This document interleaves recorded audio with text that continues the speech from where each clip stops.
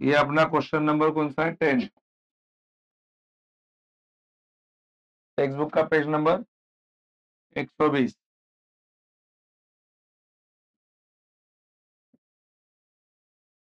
Notes में कितना number page पे? 81, 91 पे। कुछ नोट्स में 91 पे रहेगा, कुछ 81 पे रहेगा। चलो, अंडरलाइन केवीपी इंजीनियरिंग कॉलेज। कहाँ पे कॉलेज? अंडरलाइन नासिक, नासिक में। राइट है? यस। अंडरलाइन द डेट 31 मार्च 2019। ये अपने को सम के ऊपर लिखना होता है। In the books of, in the books of क्या आएगा? KBP engineering college Nashik. और फिर डेट लिखना होता है। Income and expenditure account for the year ending. कौन सा डेट आता है? 31 मार्च 2019। चलो, रिसिप्ट के बाजू में इनकम लिखो, पेमेंट के बाजू में एक्सपेंडिचर। राइट है? सारे बच्चों को पता है ये बैलेंस कट होता है। कट मारो, ये जो बैलेंस है वो कट होता है। बराबर है? चलो, इंटरेस्ट के बाजू में लिखो आय, सब्सक्रिप्शन आय, इनकम। रिसिप्ट का सारा नाम कहाँ पे जाता है? Income. Donation income, tuition fees income, term fees income, salary receipt income, admission fees पर इनकम, ऑल इनकम। इसमें वो हिडन एडजस्टमेंट है क्या? डोनेशन फॉर बिल्डिंग फंड वगैरह ऐसा कुछ लिखा है क्या इसमें? नहीं। लो वो साइड।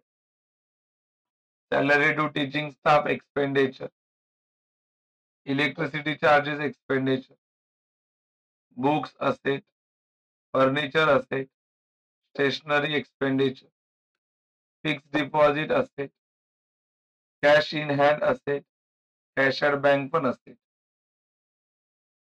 राइट है? अभी ये डेट के बाजू में आपको ओपनिंग लिखना होता है और ये डेट के बाजू में क्या लिखना होता है? क्लोज। मेरे को लगता है इसमें कोई भी एडजस्टमेंट नहीं है, क्योंकि एडजस्टमेंट कौन सा होता है? आउटस्टैंडिंग, प्रीपेड एडवांस, या तो क्लोजिंग स्टॉक। इसमें वैसा कुछ नहीं। ये सारे कौन है? असेट और लाइबिलिटी। चलो, क्लासिफाई करो। Books asset, furniture asset. ये देख, इनका नाम ऊपर भी है, मतलब इनके फॉर्मेट बनाने पड़ेंगे। बराबर की नहीं है? ये अमाउंट कहाँ पे जाएगा रे? ये सारा बुक्स और फर्नीचर का अमाउंट किसके सामने जाएगा फॉर्मेट में? परचेज, परचेज के सामने। ये तो ओपनिंग वाला है। बराबर की नहीं? इधर वाला तो परचेज के सामने जाएगा। चलो, building fund liability, fix deposit asset, capital fund liability. फिर आपको पता है इसका डायलॉग। बोलो क्या है तेरा असेट एंड लाइबिलिटी का रूल? Opening outer. लिख दो इधर, ओपनिंग आउटर, ओपनिंग आउटर। फिर ये सारे कहाँ पे जाएंगे? Opening, opening, opening. एक फॉर्मेट बना के दिखाता हूँ आपको। मान लो बुक्स का फॉर्मेट बना के दिखाता हूँ। चलो, असेट में फॉर्मेट कैसा बनेगा बताओ बुक्स का? बोलो कैसा फॉर्मेट बनेगा? ओके रुको, ओपनिंग, फिर प्लस होगा क्या? परचेज, फिर माइनस होगा क्या? सेल, फिर माइनस होगा क्या? डेप्रिशिएशन। चलो, एक एक क्या अमाउंट लिखते हैं। या डब्यातल्या अमाउंट परचेसच्या समोर जातात। कळलं का? आणि या डब्यातल्या अमाउंट कुठे जातात ते तुम्ही लिहिले बाजूला। तरी पण मूर्ख ते मूर्खच राहणार, काही फरक नाही यांच्यात। हमारा क्या है मारता है? ये डब्बा हमेशा परचेस होता है, ये परचेस। बोलो कितना है बुक्स का पैसा? 61। परचेस 61। ये 6 लाख है वो किसके सामने लिखेंगे? ओपनिंग। आपने लिखा है बाजू में, देख क्या लिखा है? ओपनिंग। और ये जो बाजू वाला 6 लाख है वो कहाँ पे जाएगा? Outer, outer. या आउटर में लिखा 6 लाख। इधर डैश तो नहीं हो सकता, चांस ही नहीं बनेगा डैश का, क्योंकि अभी देख ये 6 लाख और ये 61 कितना होता है, 6,61,000। अभी बताओ अंदर 6,61,000 है और बाहर कितना है, मतलब 100% इधर माइनस हुआ है, तब जाके बाहर आ गया 6 लाख। तो या तो आपके पास सेल होगा या तो क्या होगा, पूरा सम में पड़ा। कहाँ पे भी लिखा है क्या रे सेल ऑफ बुक्स, कहाँ पे लिखा है सेल ऑफ बुक्स, मतलब सेल नहीं है। तो 100% क्या होता है, मतलब बुक खराब हुए, कितने रुपए के खराब हुए रहेंगे, तो यहाँ पे आएगा 61,000। ये हो गया हिडन एडजस्टमेंट। अभी इसका पहला इफेक्ट आपने इधर लिखा 61, बोला एसेट बढ़ गया कि कम हो गया, तो इसको बाद में जाके लिखना पड़ेगा कहाँ पे, एक्सपेंडिचर, कितना रुपया, 61,000। बोलो ये मैं वहां पे किधर भी नोट करके नहीं दूंगा, बराबर कि, लेकिन आपको मालूम पड़ा रहेगा, है ना डिप्रिसिएशन, इसको बाद में जाके वहां पे लिखना पड़ेगा कहाँ पे, एक्सपेंडिचर। एक इसका फॉर्मेट बनाया अपन ने बुक्स, फर्नीचर का भी बना के बताता है, फर्नीचर ही है ना। और ये 61 को आप बाद में लिखोगे कि नहीं, वहां पे जाके बताओ पहले, कहाँ पे लिखोगे जाके, हाँ अभी फर्नीचर, बोलो फॉर्मेट बोलो, पहला क्या आता है, ओपनिंग, फिर क्या आता है, परचेज, फिर क्या आता है, माइनस सेल, फिर क्या आता है, माइनस डेप्रिशिएशन। चलो अमाउंट उतारते हैं, बोलो ये फर्नीचर मिला 51, किसके सामने लिखो, 51,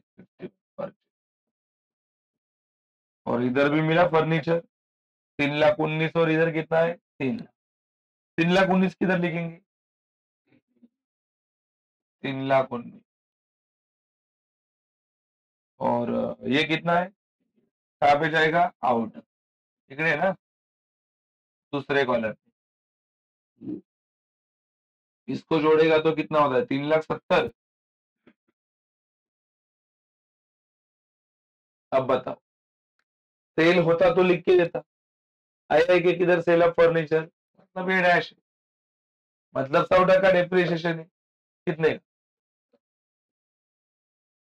और ये पहला है इधर लिखा 70, तो इसको उठा के कहाँ पे लिखना पड़ेगा, एक्सपेंस, डेप्रिसिएशन ऑन फर्नीचर, कुछ क्लास इसमें, बाकी बाकी तो किसी का आउटर है ही नहीं, तो उसका कुछ आएगा ही नहीं। आगे बढ़ो, ये एडजस्टमेंट बाकी है ना, ये एफबी एडजस्टमेंट मैंने सिखाया है, ये डोनेशन वाला, बराबर की नहीं है, ये डोनेशन वाला अभी मैंने एडजस्टमेंट सिखाया है, खाली अभी वो डोनेशन वाला एडजस्टमेंट पहले हम में इधर आया था अंदर, अभी नीचे आए,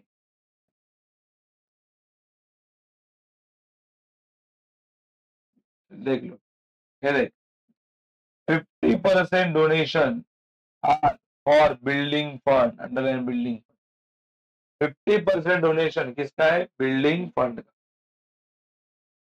और आगे का बोला है balance is to be treated as a revenue income, मतलब जो बचा है वो इनकम का है। तो 50% किसका है बताओ, बिल्डिंग फंड का, तो डोनेशन में से हटाना पड़ेगा पैसा 50%, किसके लिए, बिल्डिंग फंड के लिए, टिक मार्क चढ़ा दो डोनेशन के ऊपर और टिक मार्क चढ़ा दो बिल्डिंग फंड के ऊपर। बोलो पहला इफेक्ट क्या लिखा था अभी कुछ टाइम पहले, माइनस, इधर लिखा था डब्बे में, ये डोनेशन किसका है बताओ मेरे को, तो दूसरा इफेक्ट लिख दो प्लस बिल्डिंग फंड, प्लस, दिलेलं का असं आपण, पहला इफेक्ट माइनस, दूसरा इफेक्ट प्लस, कह रहे बिल्डिंग फंड। आगे अंडरलाइन आउटस्टैंडिंग, अंडरलाइन सब्सक्रिप्शन, डब्बे में टिक मार्क चढ़ा दो सब्सक्रिप्शन को, सारे बच्चे दोहरा दो, आउटस्टैंडिंग का पहला इफेक्ट क्या होता है, प्लस, लिख दो पहला इफेक्ट प्लस, सारे बच्चे बना दो, सब्सक्रिप्शन तुम्हारे बिजनेस का क्या है रे, बोलो इनकम कम हो रहा है कि बढ़ रहा है, इनकम बढ़ेगा तो लाइबिलिटी होगा कि एसेट होगा, तो दूसरा इफेक्ट सही लिख रहा है। आगे underline life membership fees, underline capitalise. जब हमें टिक मार्क करा दो लाइफ मेंबरशिप फीस को, क्या गया टिक मार्क आना। कैपिटलाइज का पहला इफेक्ट क्या होता है, माइनस, और दूसरा प्लस, सही है, प्लस कैपिटल फंड। पहला effect minus income, minus income मतलब किसमें से माइनस होता है, लाइफ मेंबरशिप फीस, पूरा माइनस होगा, बाहर नहीं लाएगा।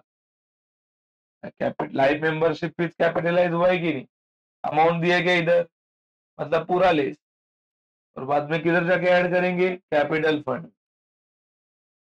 तो ये सब आपको होमवर्क में करना है, कोई प्रॉब्लम इसमें।